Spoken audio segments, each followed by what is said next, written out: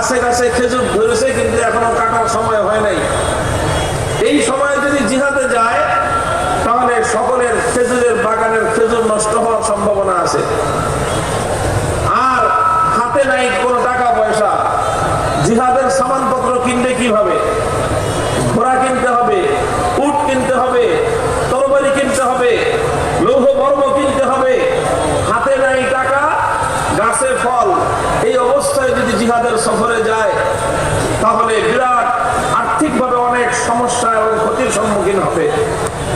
তিনটা প্রতিকূলতা ছিল, তিনটা বাধা ছিল। কয়টা বাধা? তিনটা বাধা।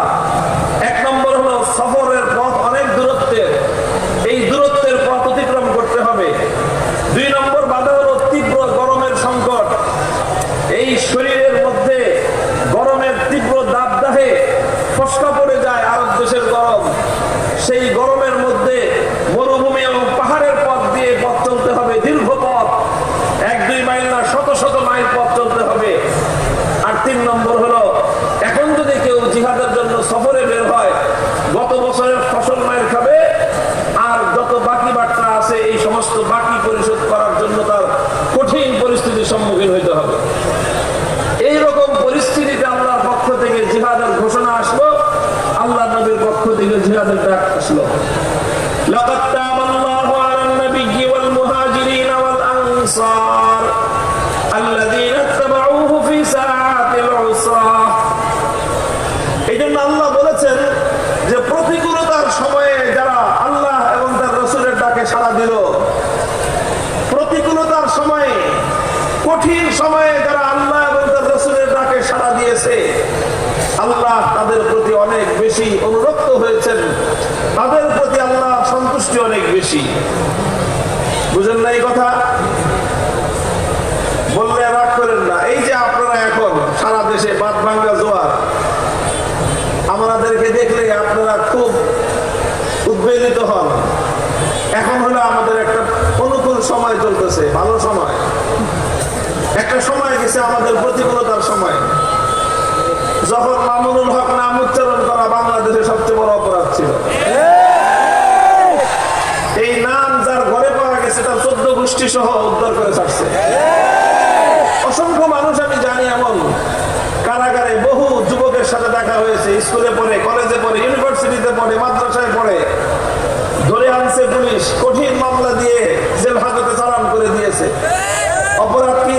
হুজুর অপরাধ কিছুই না। কেউ বলে যে আপনার একটা ওয়াজ শুধু ফেসবুকে শেয়ার করেছিলাম, এই। কেউ বলে যে শুধু একটা কমেন্টে আপনার নাম লিখেছিলাম, এই জন্য। এরকম কিছু মানুষ ছিল দুর্দিনে যারা উলামায়ে কেরামকে ছেড়ে যায়নি, তবে এত মানুষ ছিল না দুর্দিনে, এত মানুষ ছিল না। মনে রাখবেন, আল্লাহ পাক রব্বুল আলামিন বান্দার আমলের পরিমাপ করেন তার দুর্দিনের সময়ে, কঠিন সময়ে তার আমল কি পরিমাণ, তার সাহস কি পরিমাণ, আল্লাহর দ্বীনের জন্য তার ত্যাগ আর কোরবানি কি পরিমাণ। এই জন্য আজকে আমি বলি আপনাদেরকে, ভালো কথা, এখন আপনারা অনুকূল একটা পরিবেশে দ্বীনের মাহফিলে, কোরআনের মাহফিলে উলামায়ে কেরামের পিছনে জিন্দাবাদের স্লোগান দিচ্ছেন। এটা এখন থেকে পাক্কা নিয়ত করেন যে আল্লাহ যদি আল্লাহ না করুক, আবার যদি কোনোদিন আমাদের উপর বিপদ আসে, আবার যদি কোনোদিন আল্লাহর দ্বীনের পথে কেউ বাধার সৃষ্টি করবার চেষ্টা করে, আবার যদি কেউ আল্লাহর দ্বীনের বিরুদ্ধে আল্লাহর জমিনে কোন তৎপরতা পরিচালনা করে, অবস্থা যত ভয়াবহ আর যত প্রতিকূলতাই হোক না কেন, জান আর মালের কোন তোয়াক্কা না করে আল্লাহর দ্বীনের হেফাজতের জন্য আবার মাঠে নেমে পড়বো।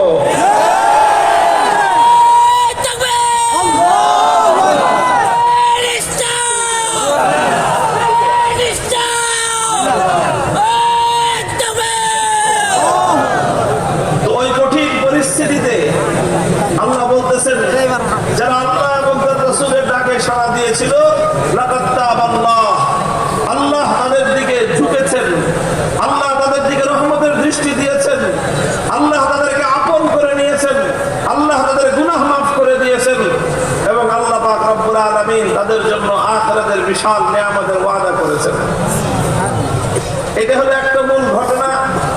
এই ঘটনার আলোকে আমি আর লম্বা কথা ইতিহাস বললাম না, শুধু এতটুকু বললাম, এই তবুকের জিহাদে আবু বকর সিদ্দিক রাদিয়াল্লাহু আনহু এবং হযরত ওসমান রাদিয়াল্লাহু তাআলা আনহু তারা ঐতিহাসিক ভূমিকা পালন করেছিলেন। একটা ঘটনা আমরা সকলেই জানি, আবু বকর সিদ্দিক এবং ওমর ফারুক রাদিয়াল্লাহু আনহুমা আল্লাহর রাস্তায় সদকা করার জন্য দান করতে গিয়ে তারা প্রতিযোগিতায় লিপ্ত হয়েছিলেন। হযরত ওমর রাদিয়াল্লাহু আনহু বাড়িতে যা তার সম্পদ ছিল তার সমস্ত সম্পদের অর্ধেক আল্লাহর নবীর কাছে পেশ করে দিয়েছিলেন। আর মনে মনে তিনি আশা করেছিলেন যে কোনোদিন তো আবু বকর সিদ্দিকের সাথে আমি প্রতিযোগিতায় কুলে উঠতে পারি না, আজকে এই কঠিন সময়ে আমি আমার জিন্দগির উপার্জিত সমস্ত সম্পত্তির অর্ধেক আল্লাহর রাস্তায় দিয়ে দিলাম, আজকে ইনশাআল্লাহ আমি আবু বকর সিদ্দিকের চেয়ে অগ্রসর হয়ে যাব রাদিয়াল্লাহু আনহু। কিছুক্ষণ পরে আবু বকর সিদ্দিক রাদিয়াল্লাহু আনহু আসলেন আল্লাহর নবীর কাছে, তিনিও তার সম্পত্তি পেশ করলেন। পরিমাণে হযরত ওমরের চেয়ে তার সম্পদ অনেক কম ছিল। আল্লাহর নবী জিজ্ঞাসা করছেন আবু বকর সিদ্দিক রাদিয়াল্লাহু আনহুকে, আবু বকর তুমি কি আনছো আর তোমার পরিবারের জন্য কি রেখে আসছো? তিনি বললেন যে ইয়া রাসূলুল্লাহ, বাড়িতে গিয়ে আমার জীবনের উপার্জিত সঞ্চিত যা সম্পত্তি ছিল সব আমি আল্লাহ এবং তার রাসূলের জন্য নিয়ে আসছি, যা ছিল সব জমা করে দিলাম আপনার কাছে। তাহলে তোমার পরিবারের জন্য কি রেখে আসছো? তিনি বললেন যে আমার পরিবারের জন্য আমি শুধু আল্লাহ এবং তার রাসূলকে রেখে আসছি। এই সেই জিহাদ, এই জিহাদের মধ্যে আবু বকর সিদ্দিক রাদিয়াল্লাহু আনহু এইভাবে জীবনের উপার্জিত সমস্ত সম্পত্তি আল্লাহর রাস্তায় কুরবানি করে দিয়েছিলেন। এই জিহাদে হযরত ওসমান রাদিয়াল্লাহু তাআলা আনহু 300 উট এবং এই উটগুলো বোঝাই করা যত মাল, 300 উট তার পিঠ ভর্তি বোঝাই করা মালামাল সহ জিহাদের জন্য আল্লাহর নবীর কাছে তিনি হাওয়ালা করে দিয়েছেন, আল্লাহর রাস্তায় তিনি দান করে দিয়েছেন। ওসমান রাদিয়াল্লাহু আনহুর এই বিপুল পরিমাণ দান দেখে আল্লাহর নবী এত খুশি হয়েছিলেন, নবীজি সেই দিন ঘোষণা করেছিলেন মা আলা ওসমান মা আমিলা বাদাল ইয়াউম। ওসমান আজ যা করেছে, আল্লাহ ওসমানের প্রতি এত খুশি হয়েছেন যে আজকের পরে ওসমান যতদিন বেঁচে থাকবে সে কি করলো আর না করলো সেটা দেখার বিষয় নয়, আজকের আমলের দ্বারা সে আল্লাহ এবং তার রাসূলকে রাজি করে নিয়েছে। মুহতারাম হাজিরিন, এটাই কথা। আমি আজকে ইসলামের এই সময়ে বাংলাদেশে আলহামদুলিল্লাহ ইসলামের একটা অনুকূল হাওয়া বইছে, এখন একটা অনুকূল বাতাস প্রবাহিত হচ্ছে। এই সময় আমি আপনাদেরকে দুটো কথা স্মরণ করায় দিতে চাই। এক নম্বর কথা হলো ওয়াতিলকাল আইয়ামু নুদাবিলুহা বাইনান নাস। আল্লাহ পাক রব্বুল আলামিন বাতাসের গতি সবসময় একজনের পক্ষে রাখেন না। বাতাসের গতি সবসময় একজনের পক্ষে থাকে না। মা কুল্লু মা ইয়াতামান্নাল মারউ ইউদরিকুহু তাজরির রিয়াহু বিমা লা তাশতাহিস সুফুনু। যাওয়ার সময় যদি আপনি উজান ফেলেন, আসার সময় তাহলে আপনি দেখা যাবে যে বাটিতে আসতে হবে। আপনার যাইতে যদি কষ্ট হয়, আসতে সহজ হবে। আজকে যদি আপনার ভালো যায়, আগামীকালকে আপনার প্রতিকূল অবস্থা আসতে পারে। আজকে যদি আপনার বিপদ থাকে, ইনশাআল্লাহ আগামীকালকে আপনার জন্য নতুন ভোরের সূর্যোদয় হবে। সময়ের পরিবর্তন হতে পারে, অবস্থার পরিবর্তন হওয়া এটাই হলো পৃথিবীর স্বাভাবিকতা। যারা এই ক্ষণস্থায়ী দুনিয়ার ক্ষমতা পেয়ে, যারা অল্প কিছুদিনের এই দুনিয়ার মসনদ পেয়ে, দুনিয়ার রাজ্য ক্ষমতা পেয়ে, দুনিয়ার রাষ্ট্র ক্ষমতা পেয়ে ভুলে যায় যে এরও বিপরীত কোনো অবস্থা হতে পারে। যারা সামান্য কিছুদিনের জন্য এই রাষ্ট্র ক্ষমতাকে হাতের মুঠোয় পেয়ে, রাষ্ট্র শক্তিকে নিজের হাতের মুঠোয় ব্যবহার করার সুযোগ পেয়ে ভুলে যায় যে তাদের আবার একদিন জনতার কাঠ গড়ায় দাঁড় হওয়া রাখতে পারে। যারা ভুলে যায় যে বাতাস সবসময় নিজের অনুকূলে থাকে না, তাদের কি ধরনের পরিণাম হতে পারে। হে পৃথিবীবাসী, বাংলাদেশের মানুষ আগামী 100 বছর পর্যন্ত শেখ হাসিনার পরিণাম থেকে শিক্ষা নিও, শিক্ষা গ্রহণ করে নিও। আমরা অনেক উপদেশ দিয়েছিলাম, অনেক কল্যাণকামিতার কথা বলেছিলাম। আমরা যত কল্যাণকামিতার কথা বলেছি, আমাদেরকে কত বেশি প্রতিপক্ষ সাব্যস্ত করা হয়েছে। আমরা যত নসিহত করেছি আমাদেরকে তত শত্রু ভাবা হয়েছে। আমরা যতবার বলেছিলাম যে এভাবে আল্লাহর দ্বীনের বিরুদ্ধে, ইসলামের বিরুদ্ধে, ইসলামের মূল চিন্তা এবং চেতনাকে সমাজ থেকে ভুলণ্ঠিত করবার এই পায়তারাগুলো বন্ধ করেন, আমরা যতই বলেছি বিষয়গুলোকে তারা আমাদের জন্য শত্রুতা পোষণ করে আমাদের বিরুদ্ধাচরণ করে গেছেন। মনে করেছিল যে এই ক্ষমতার মসনদ বুঝে আর কোনোদিন তার কাছ থেকে কেউ ছিনিয়ে নিতে পারবে না। মুহতারাম হাজিরিন, ফাআতাহুমুল্লাহু মিন হাইসু লাম ইয়াহতাসিবু, ফাআতাহুমুল্লাহু মিন হাইসু লাম ইয়াহতাসিবু। এরপরে আল্লাহ পাক রব্বুল আলামিন এমন ভাবে পাকড়াও করেছেন যে এইভাবে পাকড়াও হতে পারে কোনোদিন কল্পনাও করে নাই। 5ই আগস্ট সকালবেলাও বুঝে নাই যে কি হইতে যেতেছে। 12 পদের তরকারি দিয়ে রান্না করেছিল দুপুরের খাবার। কয় পদ? চিন্তা করতে পারেন? অথচ 5ই আগস্টের আগে কমপক্ষে 1 থেকে 1,500 মানুষ বাংলাদেশের মাটিতে নির্মমভাবে হত্যা করা হয়েছে। টেকনাফ থেকে তেতুলিয়া পর্যন্ত ছাত্রদের, শিশুদের, মায়েদের রক্তে আল্লাহর এই জমিন রঞ্জিত। আর সেই জমিনের শাসক 12 পদ দিয়ে সেই রক্তের উপর দাঁড়িয়ে খাবার খাওয়ার জন্য রান্না করা খাবার আয়েশ মেরে, মৌজ মেরে, ফুর্তি করে খাবে, এই ধরনের মানসিকতা সম্পন্ন শাসক ছিল এই মাটিতে। আমাদের কথাগুলো ভুল হলে বলেন যে হ্যাঁ, এই কথাটা আমরা ভুল বলেছি, অন্যায় বলেছি। গণভবনে 5ই আগস্ট দুপুরের খাবারের মেনু কি ছিল সেটা তালাশ করেন, দেখেন, এরপরে বলেন। আমি আর কিছু বলতে চাই না, শুধু এতটুকু বলতে চাই, যেই জনপদে এক প্রান্ত থেকে আরেক প্রান্ত পর্যন্ত লাশের গন্ধে ভরে গেছে গোটা দেশ, যেই জনপদের হাজার হাজার মানুষ পঙ্গুত্ব বরণ করে হাসপাতালের বিছানায় গুলো কাতরাচ্ছিল, যেই জনপদের মানুষ ঘরে পর্যন্ত মায়ের করে, বাবার করে সন্তান গুলিবিদ্ধ হয়ে শহীদ হচ্ছিল, যেই জনপদের মানুষ নিজের ঘরের মধ্যে, যেই জনপদের মানুষ এভাবে গোটা দেশের মানুষ যখন রক্তের স্রোতে ভাসছিল, সেই জনপদের শাসক তখন এই আয়েশি খাবার খাওয়ার আয়োজন করতে পারে।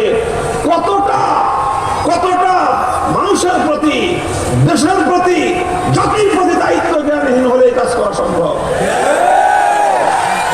মুহতারাম হাজিরিন, বলতে চাই শিক্ষা গ্রহণ করা, আপনাদেরকে যে সবক দেওয়ার কথা বলতে চাই, আমরা নিজেরা যে সবক হাসিল করা উচিত বলে আমি আমাদেরকে আমি সম্বোধন করছি, সেটা হলো এই যে পরিবেশ পরিস্থিতি সবসময় অনুকূল থাকে না। আল্লাহর নবীর 63 বছরের জিন্দেগি সবসময় নিজের অনুকূল থাকে নাই। বদরের যুদ্ধে পরিবেশ অনুকূল ছিল, উহুদের যুদ্ধে পরিবেশ উল্টে গেছে, খন্দকের যুদ্ধে পরিবেশ উল্টে গিয়েছে, আবার খায়বারের জিহাদে মুসলমানদের অনুকূল চলে আসছে। পরিবেশ কখনো ওয়াতিলকাল আইয়ামু নুদাবিলুহা বাইনান নাস, আল্লাহ পাক কখনো বাতাস এদিকে প্রবাহিত করবেন তোমার অনুকূলে, কখনো বাতাস প্রবাহিত হবে তোমার প্রতিকূলে।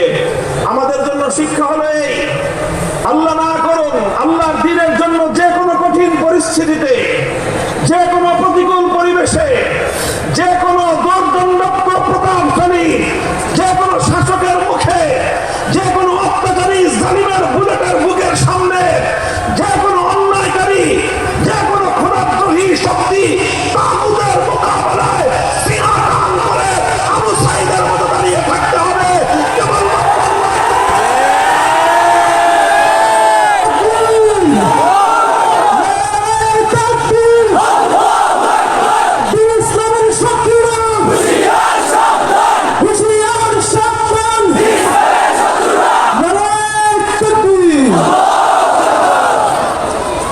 এটা হলো একটা কথা। 2 নম্বর কথা হলো এই, জিসকা জিতনা হো কুরবানি উতনি খুদা কি মেহেরবানি। বিপদের সময়ে, দুর্দিনে ইসলামের যারা বন্ধু, সুদিনের বন্ধুদের চেয়ে তাদের মূল্য অনেক বেশি। কাজেই শপথ করতে হবে। যখন মক্কা বিজয় হয়ে গেল, যেই মক্কা থেকে, যেই মক্কার অধিবাসীরা 13 বছর পর্যন্ত ধ্বংস করার পায়তারা চালিয়েছে। আল্লাহ নবী তাদের অত্যাচারে উৎপীড়নে মক্কা ছেড়ে চলে যেতে বাধ্য হলেন, মদিনায় গিয়ে আশ্রয় নিলেন। এই মক্কার দুরাচার কুরাইশের কাফেরেরা তারা সেখানে গিয়েও মুসলমানরা যেন শান্তিতে ঘুমাতে পারে তার জন্য যা কিছু ব্যাঘাত ঘটানোর জন্য যা করা দরকার তাই তারা করেছে। মদিনার উপর হামলা করার জন্য বারবার তারা আক্রমণ চালিয়েছে। এই সব কিছুর পরে 8ম হিজরিতে যখন মক্কা বিজয় হলো এবং মক্কায় আল্লাহর দ্বীন জিন্দা হয়ে গেল, মক্কায় দ্বীন কায়েম হয়ে গেল। একজন এসে বলল যে ইয়া রাসূলুল্লাহ, আমি তো এখন মক্কা থেকে মদিনায় হিজরত করতে চাই। আল্লাহ নবী বললেন, লা হিজরাতা বাদাল ফাতহি ওয়ালাকিন জিহাদুন ওয়া নিয়াতুন। লা হিজরাতা বাদাল ফাতহি ওয়ালাকিন জিহাদুন ওয়া নিয়াতুন। এখন আর মক্কা ছেড়ে মদিনায় হিজরত করার কোনো ফজিলত নাই, কারণ এখন মদিনাও যেরকম ইসলামের দেশ, মক্কাও এখন ইসলামের দেশ। কাজেই এক ইসলামের দেশ ছেড়ে আরেক ইসলামের দেশে যাওয়ার মধ্যে বিশেষ কিছুই নাই। তবে তুমি যদি এই ফজিলত হাসিল করতে চাও, আগে যারা কঠিন সময়ে মক্কা ছেড়ে মদিনায় গিয়ে আশ্রয় নিয়ে হিজরত করার মতো বিপুল পরিমাণ বিশাল সওয়াব হাসিল করেছে, আল্লাহর সন্তুষ্টি এবং নৈকট্য অর্জন করেছে, সেই পরিমাণ নৈকট্য যদি তুমি অর্জন করতে চাও তো তোমার জন্য দুটো রাস্তা, দুটো পথ। 1 নম্বর পথ হলো ওয়ালাকিন জিহাদুন। তোমাকে আল্লাহর রাস্তায় জিহাদে শরীক হতে হবে, জিহাদে যেতে হবে, জিহাদের জন্য মাথায় আমলা বাঁধতে হবে, জিহাদের জন্য নিজেকে প্রস্তুত করতে হবে। আর এভাবে শত্রুর মোকাবেলায় নিজের জান মাল নিয়ে নিজেকে সমর্পণ করে দিতে হবে। এর মাধ্যমে তুমি হিজরতের সমান সওয়াব পাবে। 1 নম্বর ওয়ানিয়াতুন। আর 2 নম্বর হলো আরেক ভাবে তুমি হিজরতের সমপরিমাণ সওয়াব পেতে পারো। সেটা হলো এই, তুমি নিজে নিজে পণ করো, নিজে নিজে শপথ করো।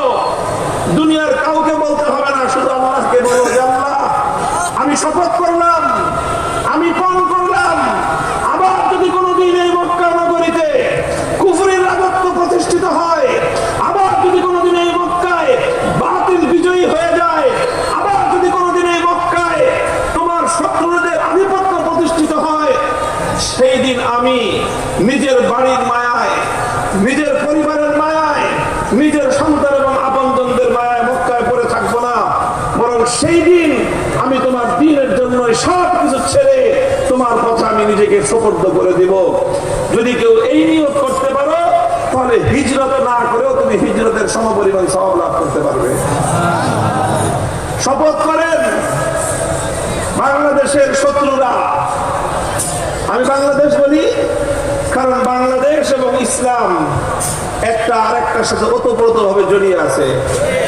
ইসলাম বাদ দিলে বাংলাদেশ থাকে না, ইসলাম বাদ দিলে বাংলাদেশ থাকে না। যারা ইসলামকে বাদ দিয়ে বাংলাদেশের পরিচয় দেয় তারা বাংলাদেশের সঙ্গে গাদ্দারি করে। বছরের ইতিহাস, এই বাংলাদেশ এমনি তৈরি হয় নাই। 200 বছর পর্যন্ত ব্রিটিশদের বিরুদ্ধে আজাদির সংগ্রাম করতে হয়েছে এই দেশটা অর্জন করতে গিয়ে। ব্রিটিশ বিতাড়িত হওয়ার আগেই আবার আরেকটা সংগ্রাম করতে হয়েছে, লড়াই করতে হয়েছে, জীবন দিতে হয়েছে এই জনপদের মানুষকে। সেটা ছিল পশ্চিমবঙ্গের রবীন্দ্রনাথ ঠাকুর বাবুদের, এই দাদা বাবুদের আধিপত্যের বিরুদ্ধে লড়াই করতে হয়েছে। রবীন্দ্রনাথ আজকে বাংলাদেশের অনেক এক শ্রেণীর মানুষের কাছে একটা দেবতা তুল্য হয়ে গেছে, অথচ বিগত 100 বছর, বিগত 19 শতকে, 18 শতকে সে একজন চরম সাম্প্রদায়িক মুসলিম বিদ্বেষী ব্যক্তি ছিল। কবিতা ভালো লেগছে ভিন্ন কথা, তার সাহিত্য উচ্চাঙ্গের সেটা ভিন্ন কথা, কিন্তু যদি আমি তাকে মানবিক দৃষ্টিকোণ থেকে যখন আমি দেখি, রবীন্দ্রনাথকে একজন সাম্প্রদায়িক, একজন উগ্র হিন্দু ছাড়া আমি আর কিছুই বলতে পারি না। তারা এই মুসলমানরা যেন, তখন বঙ্গ 2 ভাগ ছিল, পশ্চিমবঙ্গ আর পূর্ববঙ্গ। আমরা ছিলাম পূর্ববঙ্গে, পূর্ববঙ্গে ছিল মুসলিম অধ্যুষিত, পশ্চিমবঙ্গ ছিল বেশিরভাগ হিন্দু অধ্যুষিত। আর এরকম বছরের পর বছর ধরে পশ্চিমবঙ্গের লোকেরা তারা খবরদারি করত, নেতাগিরি করত, সব তারা করত। আর এই পূর্ববঙ্গের মুসলমানরা ছিল অবহেলিত। যখন পূর্ববঙ্গের মুসলমানরা মাথা তুলে দাঁড়ানোর চেষ্টা করেছিল,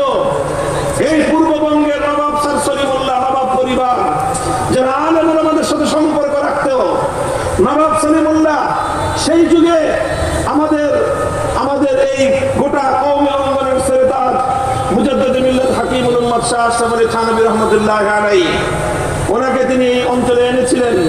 এই নবাব স্যার সলিমুল্লাহ সাহেব ওনারা, এই সমস্ত নবাব মুসলমান নবাবেরা এবং এদেশের মুসলমানরা তারা চাইল যে পশ্চিমবঙ্গে দাদা বাবুদের করতলগত আমরা থাকবো না, আমরা আমাদের এই অঞ্চলের মানুষের জীবন মানের উন্নয়ন ঘটাবো। এদেশের মুসলমানরা স্বতন্ত্র জাতিসত্তা নিয়ে নিজস্ব পরিচয় নিয়ে তার মাথা তুলে দাঁড়াবে। এই চেষ্টা যখন এই পূর্ববঙ্গের মুসলমানরা করলো, পশ্চিমবঙ্গের রবীন্দ্রনাথ ঠাকুরদের নেতৃত্বে হিন্দুরা তখন বঙ্গবঙ্গ রদ নামে তারা সহিংস আন্দোলন করেছিল। কি আন্দোলন? শব্দটা মুখস্থ করে রাখবেন। আমরা যখন আন্দোলন করি তখন আমাদেরকে জঙ্গিবাদী বলো, অথচ এই রবীন্দ্রনাথ ঠাকুর এবং তার সহকর্মীরা তাদের আন্দোলনের নামই ছিল সহিংস আন্দোলন, মানে জঙ্গিবাদী আন্দোলন। সেই সহিংস আন্দোলনের মাধ্যমে শত শত মানুষ মুসলমানদেরকে পুড়িয়ে মেরেছে, আর এইভাবে সহিংসতার মধ্য দিয়ে পূর্ববঙ্গের মুসলমানদের উত্থানকে তারা ঠেকিয়ে রাখার চেষ্টা করেছিল। পূর্ববঙ্গের মুসলমানরা লড়াই করেছে। 1947 সালে যখন সুযোগ এসেছে, সঙ্গে সঙ্গে পশ্চিমবঙ্গের দাদা বাবুদেরকে 3 তালাক দিয়ে পূর্ববঙ্গের মুসলমানরা মাথা উঁচু করে দাঁড়িয়ে গেছে। এটা গেছে দ্বিতীয় সংগ্রাম আমাদের, পশ্চিমবঙ্গের দাদা বাবুদের বিরুদ্ধে পূর্ববঙ্গের মুসলিম জাতিসত্তা গড়ার লড়াইয়ের সংগ্রাম। এরপরে আসছে পশ্চিম পাকিস্তানের খান পাঠানদের বিরুদ্ধে লড়াই।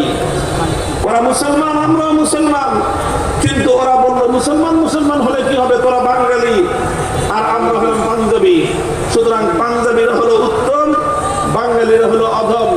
বাঙালিরা হবে গোলাম আর পাঞ্জাবিরা করবে প্রভুত্ব। আমরা তখন পরিষ্কার তাদেরকে বলে দিয়েছিলাম। আমাদের একজন মাওলানা আব্দুল হামিদ খান ভাসানী ছিল, তিনি বলে দিয়েছিলেন, সালাম জানাই দিলাম তোমাদেরকে। তিনি বলেছিলেন, এবং সেই কথা আজও আমরা বলি, আমাদের একজন প্রভু আছে, তিনি কোথায়? কোথায়? আরশের উপর। আমাদের এক প্রভু আরশের উপর, আরশের মালিক আমাদের এক প্রভু, ওই এক আল্লাহ আমাদের রব, আল্লাহ আমাদের প্রভু। এছাড়া আসমান আর জমিনের মধ্যখানে আমাদের আর কোনো প্রভু নাই।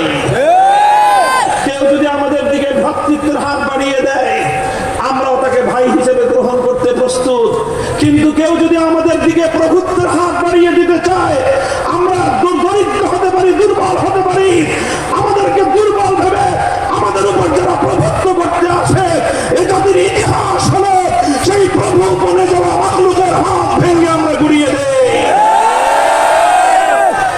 সেই ইতিহাস আলহামদুলিল্লাহ 2024 সালে বাংলাদেশের বাচ্চা বাচ্চা ছেলেরা দেখিয়ে দিয়েছে। আবার এদেশে তোমরা প্রভুত্ব স্থাপন করতে চেয়েছিলে, তোমরা তোমাদের প্রভুত্ব বাস্তবায়ন করতে চেয়েছিলে, এদেশের 4 কোটি ছাত্র জনতাকে তোমরা অপমান করেছিলে। তোমাদের গুটি কয়েক এই অভিজাত পরিবারের সন্তানদেরকে বাদ দিয়ে গোটা বাংলাদেশের খেটে খাওয়া মেহনতি শ্রমিক মজদুরদের সন্তানদেরকে, স্কুল কলেজ মাদ্রাসা ইউনিভার্সিটির সন্তানদেরকে তোমরা তুচ্ছ তাচ্ছিল্য করেছিলে, রাজাকারের বাচ্চা বলে গালি দিয়ে গোটা বাংলাদেশকে তোমরা অপমান করেছিলে। মনে রাখবেন, এই শিক্ষাটা আমাদের এখান থেকে। আমাদের দিকে যদি কেউ বন্ধুত্বের হাত বাড়ায়, ভ্রাতৃত্বের হাত বাড়ায়, আমরা তাদেরকে ভ্রাতৃত্বের আদরে, ভ্রাতৃত্বের আলিঙ্গনে আমরা তাদেরকে আবদ্ধ করে নেই। যারা বলবে আমরা তোমাদের ভাই, আমরাও বলবো তোমরা আমাদের ভাই। কিন্তু কেউ যদি আমাদেরকে বলতে চায় তোমরা আমাদের গোলাম, আমরা তোমাদের প্রভু, আমরা পরিষ্কার করে দেই, রব একজনকেই মেনেছি, একজনকেই মানব। সেই রব ছাড়া যে কেউ আমাদের উপর প্রভুত্ব করতে আসবে, আমরা সেই মাখলুক প্রভুত্বের ফলনে আমাদেরকে হাত ভেঙে গুড়িয়ে দিতে আমাদের এতটুকু দুঃখ কাটবে না।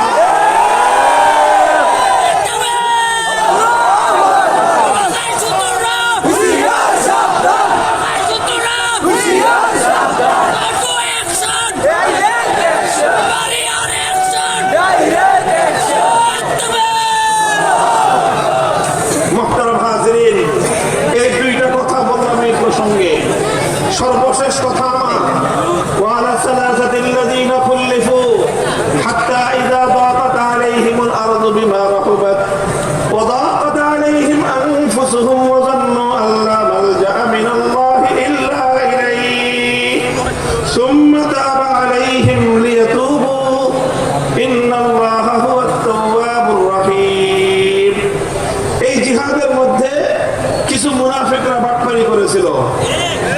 মুনাফিকরা তারা যুদ্ধে যায় নাই, জিহাদে যায় নাই, ধোঁকাবাজি করেছে, প্রতারণা করেছে, ছলচাতুরির আশ্রয় নিয়েছে। ছলচাতুরির আশ্রয় নিয়ে মিথ্যা অজুহাত দাঁড় করিয়ে তারা ইসলামের পক্ষে জিহাদে অংশগ্রহণ করে নাই। অর্থাৎ তারা শুধু ইসলামের নামে মধু খাবে, কিন্তু ইসলামের নামে রক্ত দিবে না। এই সুবিধাবাদী চরিত্র ইসলামের মধ্যে গ্রহণযোগ্য নয়। শুধু ইসলামের নামে হালুয়া খাইবা আর ইসলামের জন্য রক্ত দেওয়ার প্রশ্ন আসলে তুমি বলবো তুমি যাও, আমি নাই। এই সকল চরিত্র ইসলাম পছন্দ করে না। ইসলাম বলে যখন সুবিধা আসবে সকলে মিলেমিশে ভোগ করব, রক্ত দেওয়ার যখন প্রয়োজন হবে তখন আমরা প্রতিযোগিতামূলক ভাবে জিহাদের সামনের কাতারে দাঁড়ানোর জন্য আমরা প্রতিযোগিতায় লিপ্ত হব। তিনজন মুসলমান যারা ভেজাল মুসলমান ছিলেন না, যারা পিওর মুসলমান ছিলেন, খালেস মুসলমান, সাহাবী ছিলেন, কিন্তু তারা ঘটনা চক্রে জিহাদে যেতে সক্ষম হন নাই। জিহাদ থেকে তারা পিছনে রয়ে গেছেন। আল্লাহর পক্ষ থেকে যখন জিজ্ঞাসা করা হলো আল্লাহর নবীর মাধ্যমে, তোমরা কেন জিহাদে যাও নাই, তারা অকপটে স্বীকার করলেন, ইয়া রাসূলুল্লাহ, আমাদের ভুল হয়ে গেছে, আমরা যেতে পারি নাই, আমাদের আসলে কোনো ওজর ছিল না। তারা মিথ্যা অজুহাত দাঁড় করান নাই, সত্য কথা বলেছেন। সত্য কথা বলে নিজেদের দোষ স্বীকার করে নেওয়ার কারণে আল্লাহর পক্ষ থেকে প্রথম তাদেরকে বলা হলো, ঠিক আছে, তোমরা যেহেতু কোনো কারণ ছাড়া জিহাদ থেকে পিছনে ছিলে, কোনো অজুহাত ছাড়া, কোনো ওজর ছাড়াই জিহাদ থেকে তোমরা বিরত থেকেছ, কাজে এই জন্য তোমাদের কিছুদিন শাস্তি ভোগ করতে হবে। তোমরা অপেক্ষা করো, আল্লাহর পক্ষ থেকে যতদিন পর্যন্ত তোমাদের ব্যাপারে নতুন ফয়সালা না আসবে ততদিন পর্যন্ত তোমরা অপেক্ষমান থাকো। 50 দিন পর্যন্ত তারা অপেক্ষমান থাকলেন। কতদিন? 50 দিন। এই তিনজন সাহাবী, সংক্ষেপ কথা, তিনজন সাহাবী, তাদের মধ্যে দুজন ছিলেন বয়োবৃদ্ধ আর একজন ছিলেন নওজওয়ান। দুইজন ছিলেন কি? বয়োবৃদ্ধ, একটু বয়স্ক, আর একজন ছিলেন যুবক। বয়োবৃদ্ধ যে দুইজন ছিলেন তাদের দুজনের নাম, একজনের নাম হলো হিলাল ইবনে উমাইয়া, আর একজনের নাম হলো মুরারা ইবনে রবি'। আর যিনি নওজওয়ান ছিলেন তার নাম ছিল মালিক, কাব ইবনে মালিক রাদিয়াল্লাহু আনহু। কাব ইবনে মালিক রাদিয়াল্লাহু আনহু, কাব ইবনে মালিক যুবক, অর্থবিত্তশালী মানুষ, কিন্তু যে কোনো কারণে একটু অবহেলা করতে করতে, গাফলতি করতে করতে জিহাদে যাওয়া হয় নাই। যখন আল্লাহর নবীর সামনে তিনি এই তার অজুহাত নাই, অজুহাত ছাড়া জিহাদে যায় নাই, ওজর ছাড়াই জিহাদ থেকে বিরত থেকেছেন, এই বিষয়টা যখন সামনে চলে আসলো, আল্লাহর পক্ষ থেকে ওনার উপরে পানিশমেন্ট চলে আসলো। অনেকেই তখন ওনাকে বুদ্ধি দিয়েছিলেন যে, কাব, তুমি এক কাজ করো, তুমি গিয়ে আল্লাহর নবীর সামনে মিথ্যা অজুহাত দাঁড় করো, মিথ্যা ওজর পেশ করো, তাহলে হয়তো তোমাকে মাফ করে দিবেন। কাব ইবনে মালিক রাদিয়াল্লাহু আনহু তখন দেখলেন যে মদিনাতে যারা জিহাদে যায় নাই তাদের মধ্যে দুই শ্রেণীর মানুষ। এক শ্রেণীর মানুষ জিহাদে যায় নাই কিন্তু মিথ্যা অজুহাত দাঁড় করায় তারা কোন রকমের পাশ কাটায় গেছে। আর দুজন মানুষ এমন আছে যারা মিথ্যা অজুহাত দাঁড় করায় নাই, সত্য কথা বলে বিপদের সম্মুখীন হয়ে গেছে। কাব ইবনে মালিক রাদিয়াল্লাহু আনহু তখন দেখলেন, তুলনা করলেন যে কোন লোকগুলো কেমন, যারা নানা রকম অজুহাত দাঁড় করায়, অজুহাত তৈরি করে, মিথ্যা অজুহাত দিয়ে যারা নিজেদেরকে রক্ষা করে নিল, তারা কেমন লক্ষ্য করে দেখলেন সবগুলো হলো মুনাফিক বাটপার। আর যেই দুইজন সত্য কথা বললেন, কোন মিথ্যা অজুহাত দিলেন না, লক্ষ্য করে দেখলেন রজুলানে সালিহাইনি শাহিদা বাদরান, রজুলাইনি সালিহাইনি শাহিদা বাদরান, তারা দুজন নেককার মানুষ এবং তারা দুজন এমন বদরের যুদ্ধে অংশগ্রহণকারী আল্লাহ নবীর প্রিয় সাহাবী। তখন কাব ইবনে মালিক রাদিয়াল্লাহু আনহু একটা সিদ্ধান্ত নিয়েছিলেন, যা করে আল্লাহ, এই দুই হুজুরের সাথে আমি আছি, এবার যা হয় আল্লাহ ভালো পরিণাম করবেন, আমি বাটপারদের সাথে থাকবো না। খেয়াল করে বুঝবেন, আপনি যখন কোনো দ্বিধায় পড়ে যাবেন, কোনো দ্বিধাদ্বন্দ্বে পড়ে যাবেন, তখন কিভাবে সিদ্ধান্ত নেবেন? হে সাধারণ মুসলমানগণ, কোরআনের সূত্র, আল্লাহ নবীর হাদিসের সূত্র, সাহাবায়ে কেরামের জিন্দেগীর বাস্তব নমুনার সূত্র হলো এই, যখন তুমি কনফিউশনে পড়ে যাবে, যখন তুমি দ্বিধাদ্বন্দ্বে পড়ে যাবে, এদিকে যাব না ওদিকে যাব,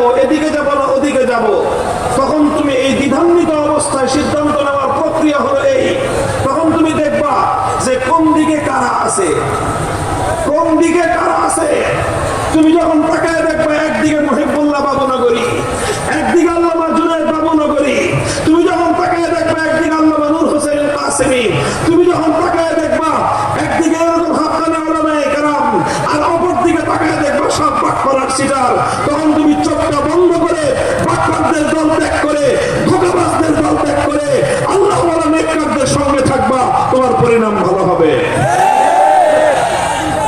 মুহতারাম হাজিরিন, আপনারা দেখছেন আপনাদের এই ভাই মামুনুল হককে, আলহামদুলিল্লাহ আমি আমার এই কঠিন সময়ে এই সূত্রের উপর আমল করে আমি আজকে তার ফলাফল দেখতেছি নিজের চোখে। যখন আমার উপর কঠিন বিপদ আসলো, ভয়াবহ এক বিপদ, গোটা রাষ্ট্রযন্ত্র তার সমস্ত শক্তি নিয়ে পুলিশ, র্যাব, বিজিবি, আর্মি এবং তাদের সমস্ত গোয়েন্দা সংস্থাগুলো, ডিজিএফআই, এনএসআই, এসবি, সব গোয়েন্দা সংস্থা সবাই মিলে গোটা রাষ্ট্রযন্ত্র, সংসদে স্বয়ং সেই প্রধানমন্ত্রী দাঁড়ায় আমার বিরুদ্ধে বিষোদ্গার করে গোটা রাষ্ট্রযন্ত্র নিয়ে আমার বিরুদ্ধে ঝাঁপায় পড়লো। পরিস্থিতি অত্যন্ত ভয়াবহ। আমার আপনজনরা পর্যন্ত তখন তাদের খাতার মধ্যে কোথায় কার কোথায় মামুনুল হক লেখা আছে সব কেটে ফেলে দেয়, সব, কারণ মামুনুল হক নাম পাইলেই হলো আর কোনো অপরাধ রাখবে না, তোমার খাতার মধ্যে মামুনুল হক নাম লেখা পাওয়া গেছে, তুমি বড় অপরাধী। এইভাবে যেখানে যেখানে আমার সাথে সংশ্লিষ্টতা যার ছিল, যার সংশ্লিষ্টতা পেয়েছে, এক মাদ্রাসা আমি পড়াতাম, আমার বাবার প্রতিষ্ঠিত মাদ্রাসা, সেই মাদ্রাসাটা কেড়ে নিল সরকার। আরেকটা মাদ্রাসা করেছিলাম সেই আপনার কেরানীগঞ্জে, আপনারা শুনেছেন বাবরি মসজিদ কমপ্লেক্স নামে, সেই মাদ্রাসায় পুলিশ হানা দিয়েছে। হানা দিয়ে সেখানকার ছাত্র শিক্ষক যা পেয়েছে সব ধরে নিয়ে মাদ্রাসাটাকে সিলগালা করে দিয়েছে। যেখানে আমার নাম পেয়েছে, আমার বাসা, আমার পরিবারের উপর পুলিশ গিয়ে হায়নার মতো হামলে পড়েছে, সব তছনছ করে দিয়েছে। এই পরিস্থিতিতে কি করতে পারি, এটা ছিল আমার সামনে অত্যন্ত কঠিন এক প্রশ্ন। একটা কঠিন ভয়াবহ এক বিপদের সম্মুখীন আমি হয়েছিলাম। কিছুটা নমনীয় হয়ে তাদের সঙ্গে তালে তাল মিলে কোনোভাবে নিজেকে সেভ করে নিব না কি করব, এই ধরনের পরিস্থিতি যখন আমি পড়লাম, তখন দেখলাম যে তিনজনের ব্যাপারে ঠিক একই রকম কঠিন কর্মপন্থা সরকারিভাবে গ্রহণ করা হয়েছে। কয়জন? ঠিক সেই তিনজন। আমার কোরআনের সেই আয়াতের কথা মনে পড়লো যে এখানে -3 ফর্মুলা 2011 না 111 ছিল কি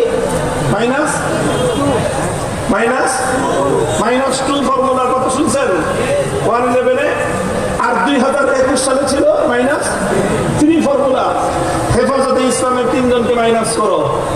1 নম্বর আল্লামা জুনায়েদ বাবুনগরী, 2 নম্বর আল্লামা নূর হোসেন কাসেমী, আর একটা হলো আমি মামুনুল হক।